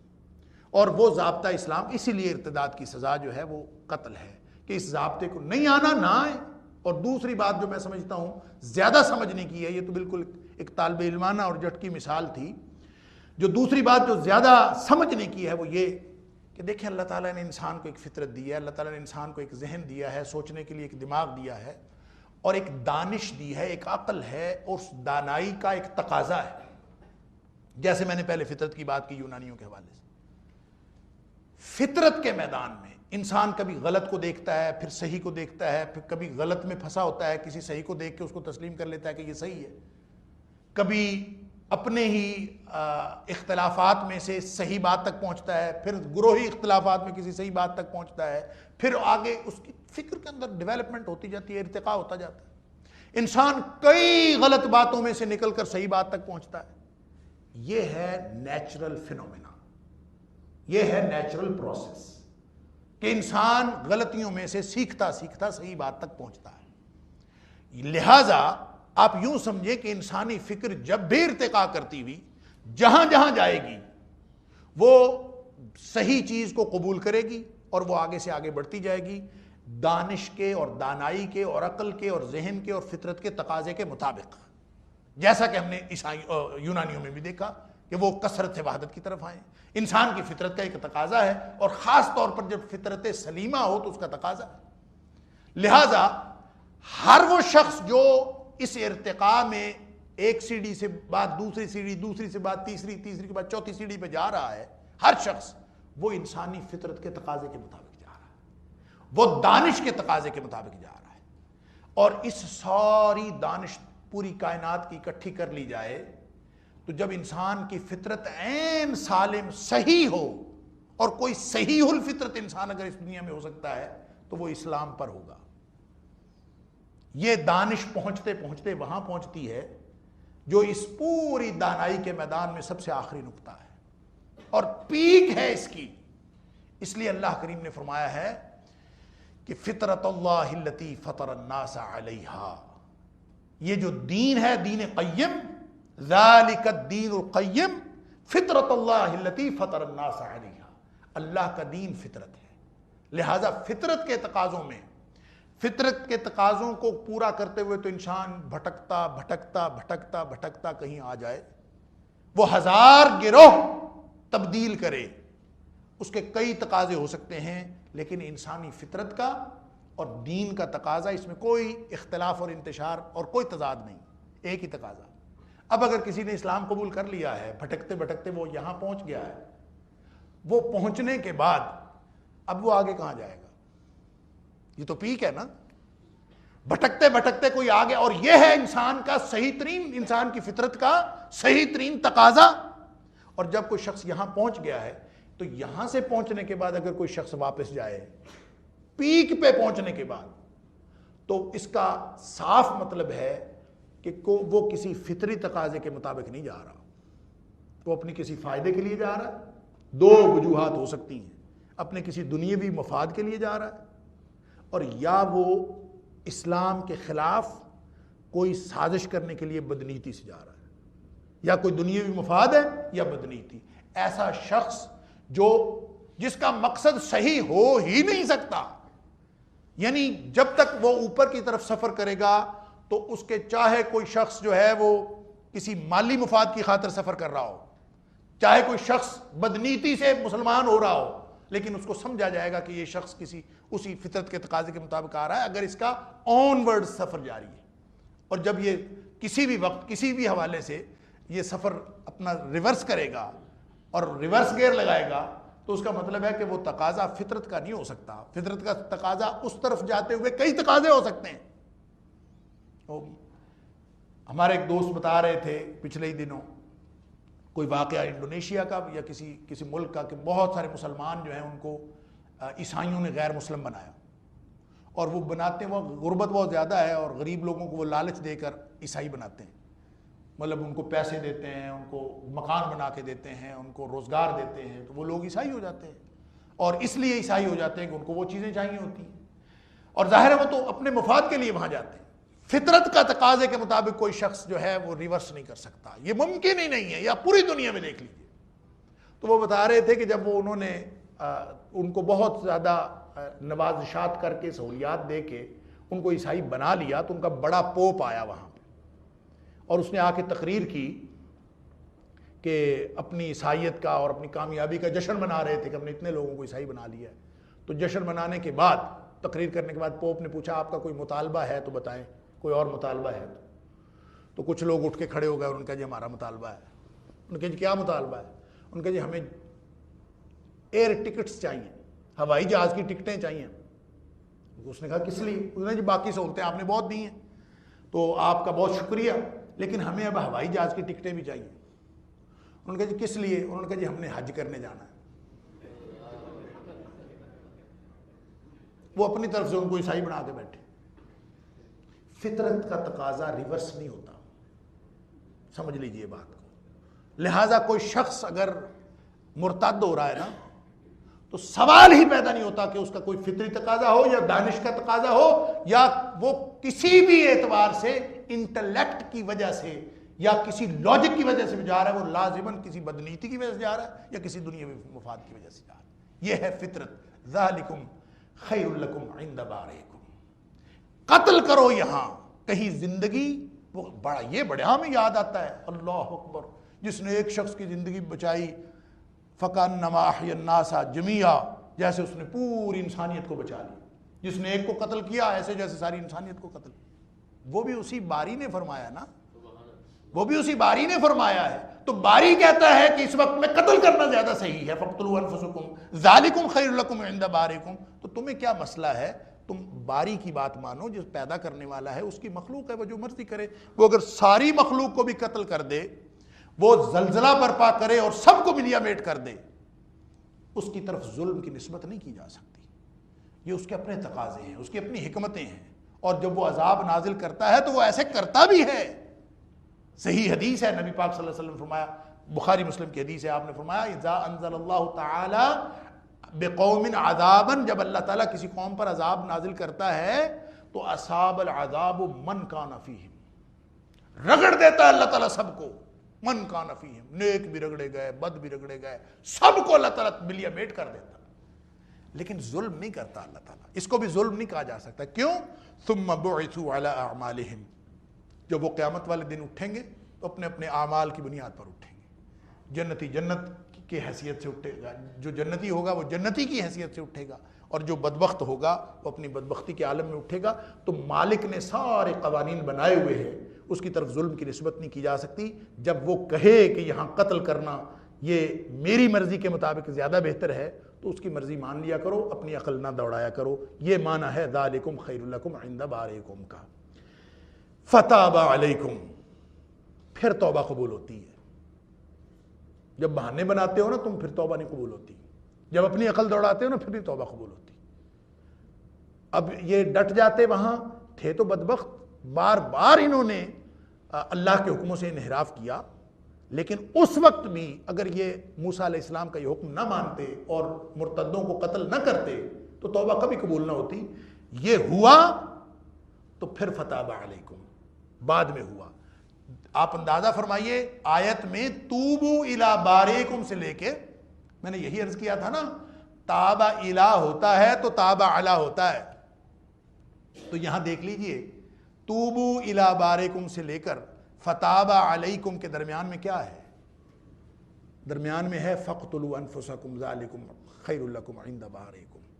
سختیاں، مصیبتیں، سزائیں جو اللہ دیتا ہے اس کو قبول کر لیا کرو، پھر جا کے تمہیں وہ توبہ کی اس منزل کو تم حاصل کر سکتے ہو جو وہ منزل حاصل ہوتی ہے جو اللہ تعالیٰ نے تمہارے لیے بنائی ہے۔ وَتَفَتَابَ عَلَيْكُمْ، بس پھر اللہ نے تمہاری توبہ قبول کر لی۔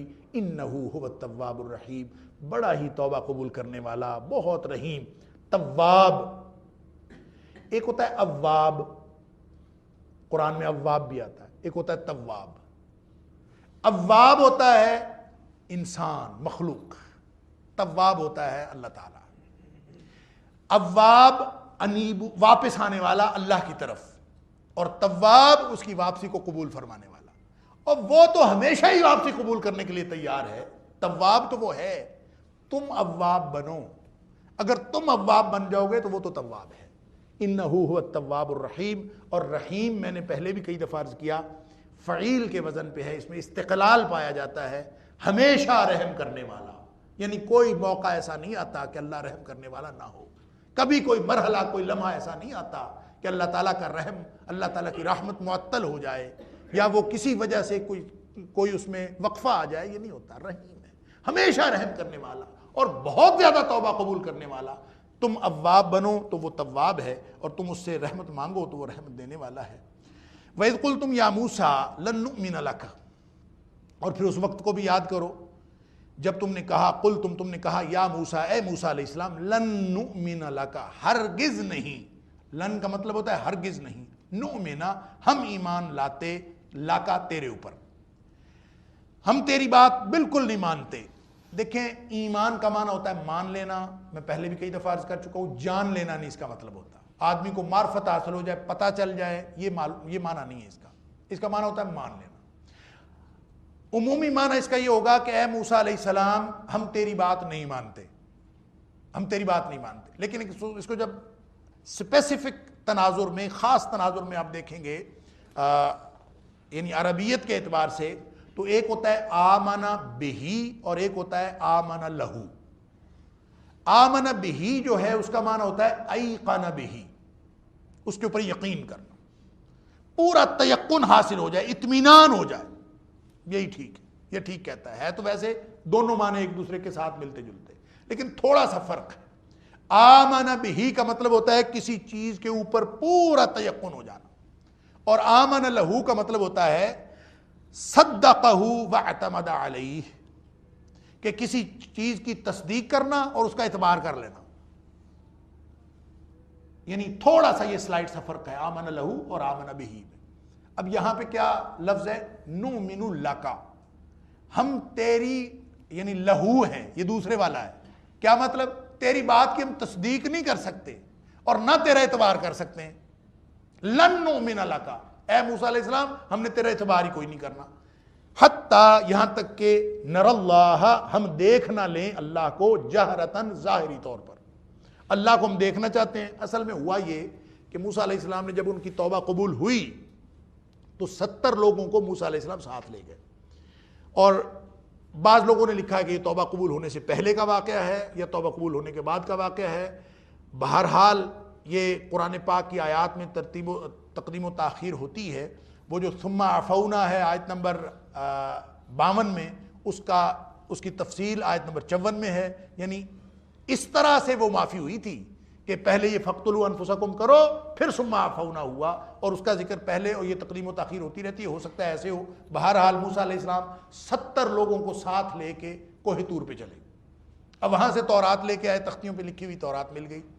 لیکن جس وقت وہ لوگ رستے میں رک گئے، ان کو روک لیا گیا. موسیٰ علیہ السلام آگے گئے. موسیٰ علیہ السلام کو جب تورات ملی، آپ واپس آئے، ان کو کہا آؤ چلیں، وہ کہتے ہیں ہم تو نہیں جاتے. موسیٰ علیہ السلام فرمایا تورات مل گئی ہے، چلتے ہیں. وہ کہتے ہیں نہیں، ہم تو مانتے ہی نہیں کہ تورات ہے، ہمیں پتہ ہی نہیں کہ یہ تمہیں اللہ نے دی ہے، ہم تیری بات کا اعتبار ہی نہیں کرتے. لن نؤمن لک، ہم نے کوئی نہیں اعتبار کرنا. حتی نر اللہ جہرتن، دکھاؤ اللہ نے کب دی ہے تورات، ہم جب تک اللہ کو خود تورات دیتے ہوئے دیکھ نہ لیں ہم نے کوئی نہیں مانا. اللہ اکبر. فَأَخَذَتْكُمُ الصَّاعِقَةُ، اللہ تعالیٰ فرماتے ہیں کہ تم نے یہ بدبختی کی کہ موسیٰ علیہ السلام کے اوپر بے اعتباری کا اظہار کیا اور عدم اعتماد کیا موسیٰ علیہ السلام پر. یہ اتنا بڑا گناہ تھا. فَأَخَذَتْكُمُ الصَّاعِقَةُ، کہ تمہارے اوپر چنگھاڑ آن پڑی، اور چنگھاڑ نے تمہیں پکڑ لیا. ایک کڑک، ایک گرج ان کے اوپر پڑی. اللہ اکبر. سارے کے سارے ملیا بیٹ ہو گئے، وہیں پہ مار دیے گئے. وَأَنْتُمْ تَنْظُرُونَ، اور حالانکہ تم دیکھتے ہی دیکھتے ایک دم کڑک آئی اور سب ختم ہو. موسیٰ علیہ السلام حیران ہو گئے. لے کے آئے تھے 70 لوگوں کو کہ ہم چلتے ہیں تورات لے کے آتے ہیں اور واپس جا کے قوم کو بتائیں گے. اور یہ 70 لوگ اس لیے تھے کہ ان قوم کے جو بڑے بڑے سردار تھے کہ یہ جا کے واپس اپنی قوم کو قائل کریں گے کہ یہ تورات آئی ہے. اب انہوں نے بدبختی وہاں پہ کی کہ اللہ کو دیکھے بغیر ہم نے کوئی نہیں ماننا. اب یہاں پہ بعض لوگوں کو غلط فہمی ہوتی ہے کہ موسیٰ علیہ السلام نے جو اللہ تعالیٰ سے مطالبہ کیا تھا رب ارنی انظر الیک، کہ اللہ تو مجھے دکھا، میں تجھے دیکھنا چاہتا ہوں. انبیاء بھی تو مطالبہ کرتے ہیں نا. موسیٰ علیہ السلام نے یہ مطالبہ کیا، ابراہیم علیہ السلام نے بھی مطالبہ اللہ تعالیٰ سے کیا کہ کیف تحیی الموتى رب ارنی کیف تحیی الموتى، اللہ مجھے دکھا تم مردوں کو زندہ کیسے کرے گا. وہ مطالبہ ابراہیم علیہ السلام والا ہو یا وہ مطالبہ حضرت موسیٰ علیہ السلام والا ہو، وہ مطالبہ اس مطالبے کے ساتھ کوئی مطابقت نہیں رکھتا.